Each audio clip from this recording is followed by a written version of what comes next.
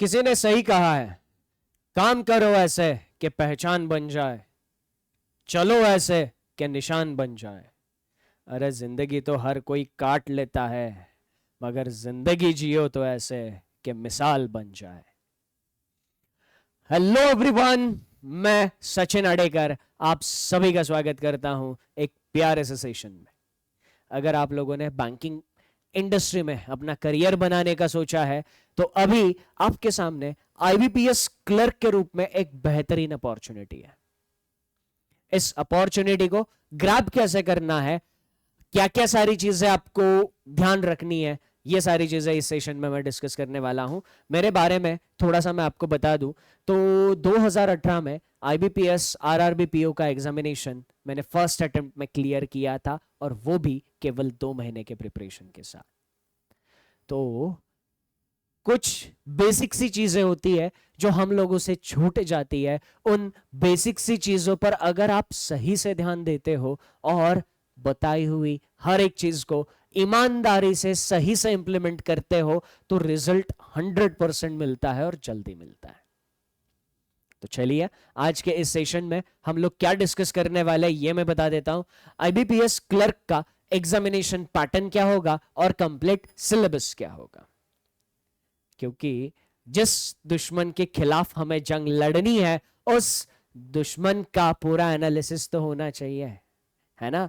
तो क्लर्क अगर बनना है आईबीपीएस के थ्रू तो क्या एग्जामिनेशन पैटर्न रहेगा, कौन कौन से स्टेजेस रहेंगे एग्जामिनेशन के, और क्लियर अगर करना है तो क्या क्या चीजें हमें पढ़नी है। तो चलिए शुरू करते हैं।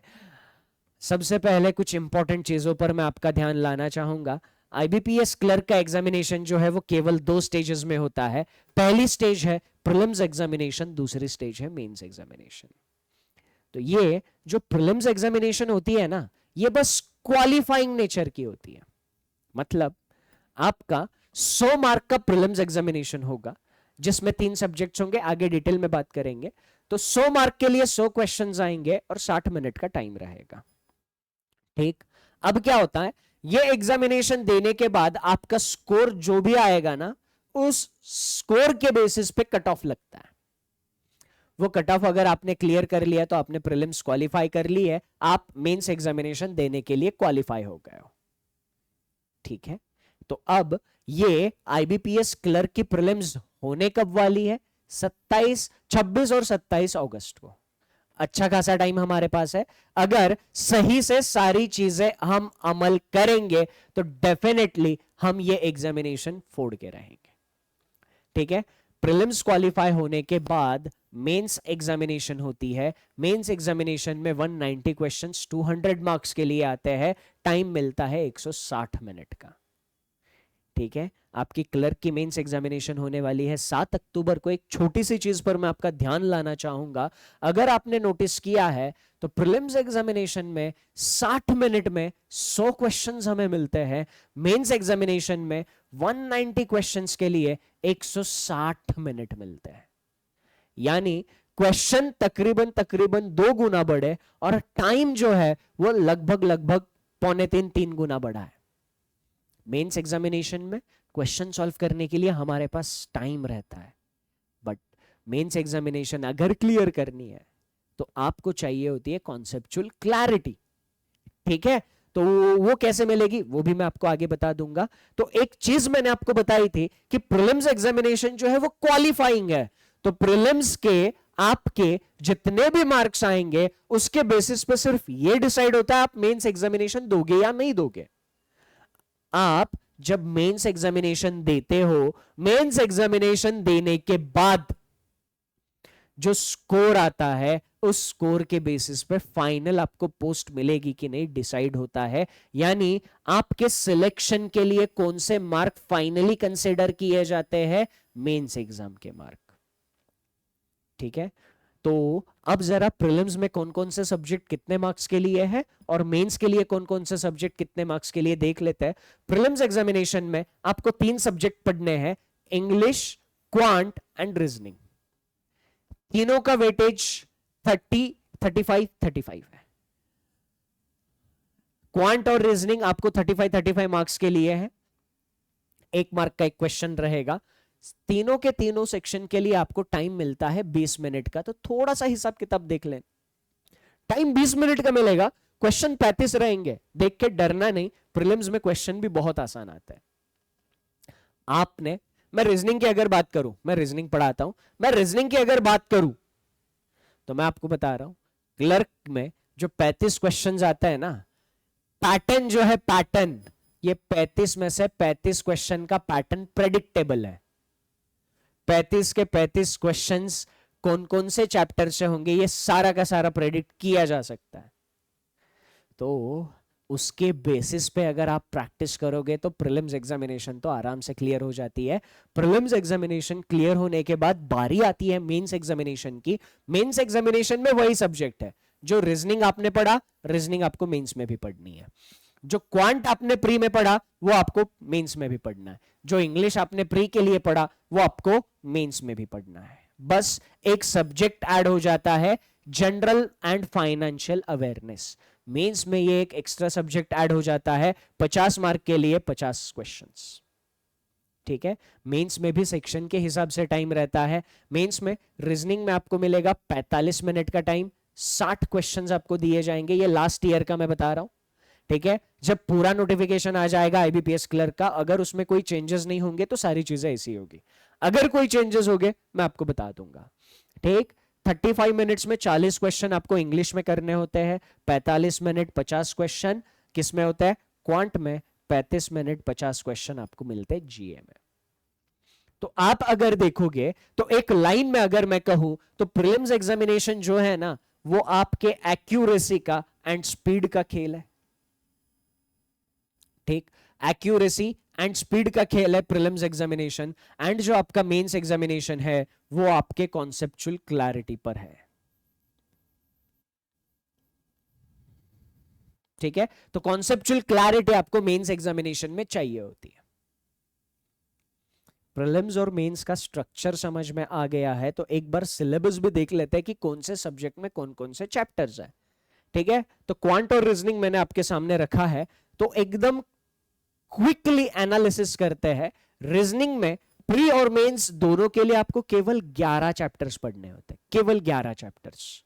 ठीक है, उन 11 में से आप ये जो चैप्टर्स है ना, कितने, 8 चैप्टर्स प्रीलिम्स के लिए पढ़ते हो। ठीक है, 1 से लेकर 8 चैप्टर्स प्रीलिम्स में आते हैं, ये आखिरी के 3 चैप्टर प्रीलिम्स में नहीं दिखाई देते। मेंस एग्जामिनेशन में फिर ये सारे चैप्टर्स आते हैं। ठीक, अब एक जो मैं बात बताऊंगा ना, ये बात जिस किसी ने भी अपने जहन में उतार ली, रीजनिंग का खेल एकदम आसान हो जाता है। रीजनिंग में मैंने जो चैप्टर्स के नाम लिखे हैं, आपको 2 कलर्स दिखाई दे रहे होंगे, अल्फाबेट्स एंड पजल्स। प्रीलिम्स में कितने मार्क की रीजनिंग आती है, 35 मार्क की। अगर मैं ये 2 चैप्टर्स कंसीडर करूं, अल्फाबेट्स और पजल्स, मैं आपको बता रहा हूं 35 मार्क्स में से 20 से 25 मार्क केवल और केवल ये 2 चैप्टर्स से आएंगे। केवल 2 चैप्टर से 20 से 25 मार्क 35 में से प्रीलिम्स में फिक्स है। 100% आना है, मिनिमम 20 तो ये 2 चैप्टर्स पर आने ही आने। अगर किसी ने रीजनिंग में अभी तुरंत अल्फाबेट और पजल्स ये चैप्टर कवर कर डाले, आपका रीजनिंग का 50% से ज्यादा सिलेबस पहले 10 दिन में कवर हो जाता है। ये खूबसूरती है इस सिलेबस की। 50% से ज्यादा सिलेबस अगर पहले 10-15 दिन में कवर हो जाता है, आगे फिर टेंशन ही क्या बचता है ना। तो प्रिपरेशन को सही डायरेक्शन में प्लान करना है और सारी चीजें सिस्टमैटिकली करनी है। ठीक है, input output, analytical reasoning, data sufficiency, ये मेंस के लिए पढ़ेंगे। क्वांट की अगर मैं बात करूं तो क्वांट का जो सिलेबस है ना, यूजुअली 3 पार्ट्स में डिवाइड किया जाता है। क्वांट में एक होता है जिसको हम स्पीड मैथ्स कहते हैं, स्पीड मैथ्स कहते हैं। दूसरा होता है अरिथमेटिक। ठीक, तीसरा होता है डेटा इंटरप्रिटेशन। ये 3 पार्ट्स में सारा का सारा क्वांट डिवाइड किया जाता है। तो स्पीड मैथ्स में कौन कौन सा टॉपिक आता है? क्वाड्रेटिक इक्वेशन, नंबर सीरीज, इसमें रॉन्ग नंबर सीरीज या फिर missing number series, simplification and approximation. ऐसे चैप्टर्स जिन चैप्टर्स में केवल नंबर्स के साथ खेलना होता है। अगर आप नंबर्स के साथ खेलने में अच्छे हो तो डेफिनेटली स्पीड मैथ्स आपके लिए है। अरिथमेटिक में percentage, profit loss, ratio, proportion, time work, speed, time, distance, average, mensuration, इनके जैसे टॉपिक्स जो आपने स्कूल टाइम में पढ़े हुए हैं, उनका बस थोड़ा सा हायर लेवल पर जाकर एप्लीकेशन पूछा जाता है। डेटा इंटरप्रिटेशन, डेटा इंटरप्रिटेशन में लाइन ग्राफ हो गया, बार ग्राफ हो गया और पाई चार्ट, इस तरीके के क्वेश्चंस आपको मिल जाता है।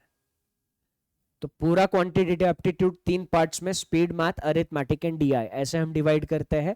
अब ये सारे चैप्टर्स आप पढ़ोगे, कहां पे पढ़ोगे? हमारे साथ जुड़कर। कैसे पढ़ोगे आगे बताता हूं, बस इंग्लिश और जीए का क्विकली बता देता हूं। इंग्लिश अगर मैं डिवाइड करना चाहूं, ठीक है, वैसे तो इंग्लिश के हमारे जो एक्सपर्ट आंचल मैम है वो आपको इंग्लिश के बारे में डिटेल में गाइड कर देंगी, आपके लिए एक सेपरेट वीडियो भी बना देंगे इंग्लिश की स्ट्रेटेजी पर। बट मैं आपको इंग्लिश के बारे में बता दूं, इंग्लिश जो है ना, ग्रामर बेस्ड और रीडिंग बेस्ड, ठीक है, ग्रामर, रीडिंग और वोकैबुलरी।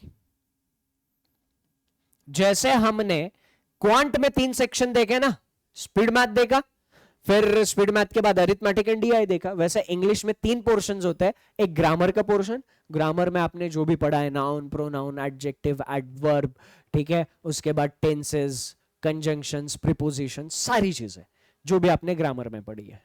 उसके बाद रीडिंग बेस्ड कुछ चीजें होती है, जैसे रीडिंग कॉम्प्रिहेंशन हो गया, सेंटेंस रीअरेंजमेंट हो गया। उसके बाद वोकैबुलरी बेस्ड कुछ चीजें होती है, जैसे क्लोज टेस्ट हो गया।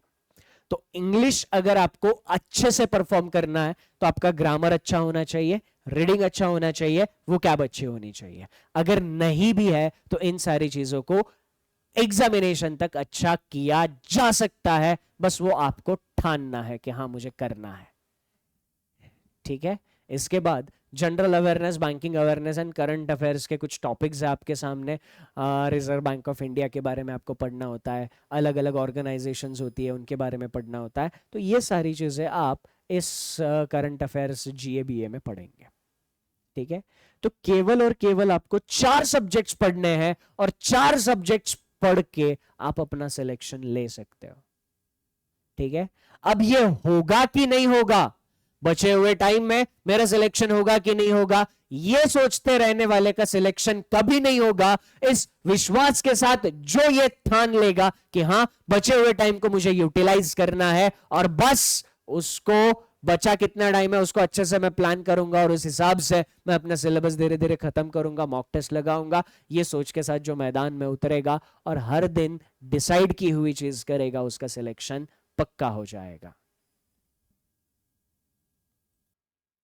अब आईबीपीएस क्लर्क के लिए अगर आपको तैयारी करनी है तो आप कैसे कर सकते हो? देखो, अगर आप एकदम बिगिनर हो, आपको कुछ नहीं आता है, तो मैं ये सजेस्ट करूंगा कि आपको एक आईबीपीएस क्लर्क के लिए जो भी डेडिकेटेड कोर्स है वो फॉलो कर लेना चाहिए।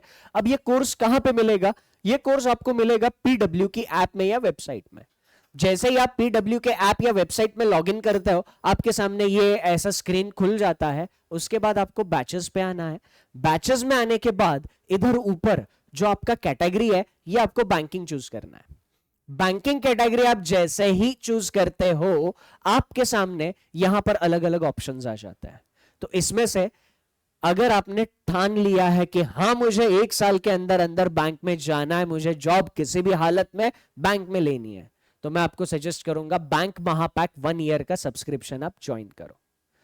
ये क्या है? बैंक महापैक 1 साल का जो सब्सक्रिप्शन है, इसमें आने वाले जितने भी एग्जामिनेशंस होंगे, सारे के सारे एग्जामिनेशन के बैचेस आपको मिलेंगे। उन बैचेस में लाइव लेक्चर्स होते हैं, लेक्चर के बाद प्रैक्टिस के लिए आपको क्वेश्चंस दिए जाते हैं। जब सारे टॉपिक्स खत्म हो जाए, अच्छे से डिस्कस हो जाए, आपके कुछ डाउट्स है तो सारे के सारे डाउट्स भी सॉल्व कराए जाते हैं। उसके बाद आपको मॉक टेस्ट भी दिए जाते हैं। तो प्रीलिम्स और मेंस दोनों भी एग्जामिनेशन का सारा सिलेबस हर एक बैच में डिटेल में कवर किया जाता है। अभी आईबीपीएस क्लर्क के बाद आईबीपीएस पीओ का एग्जाम होना है, उसके बाद एसबीआई क्लर्क, एसबीआई पीओ, है ना, सारे एग्जाम्स लाइन से होंगे। तो सारे के सारे एग्जामिनेशंस के लिए जितने भी कोर्स आएंगे, सारे के सारे कोर्सेस इस बैंक महापैक में अवेलेबल होंगे।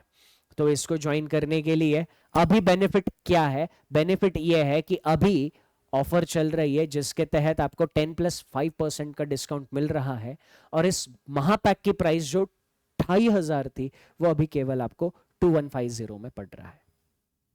आपके सिलेक्शन के लिए जो भी चीज चाहिए सारी की सारी अवेलेबल है, बस उन चीजों का सही से इस्तेमाल करिए और जो सपना आप लोगों ने देखा है उस सपने को जल्दी से पूरा करिए। बाकी इसके अलावा यूट्यूब पर मेरी प्रैक्टिस क्लासेस चलती है। सुबह 10 बजे मैं रीजनिंग की प्रैक्टिस क्लास लेके आता हूं। आप वो प्रैक्टिस क्लास फॉलो करेंगे, कोई भी बैंकिंग एग्जामिनेशन ऐसे नहीं होगी जिसमें रीजनिंग आपको परेशान करेगी, है ना। तो अगर आपने बेसिक कॉन्सेप्ट्स पढ़ रखे हैं तो आपसे मुलाकात होगी सुबह 10 बजे यूट्यूब चैनल पर। अगर आपने कॉन्सेप्ट्स नहीं पढ़े, बेसिक से पढ़ना है, तो आपकी मुलाकात होगी बैचेस में। So that's it from my side in this short video. Thank you, take care and enjoy your time. Thank you so much.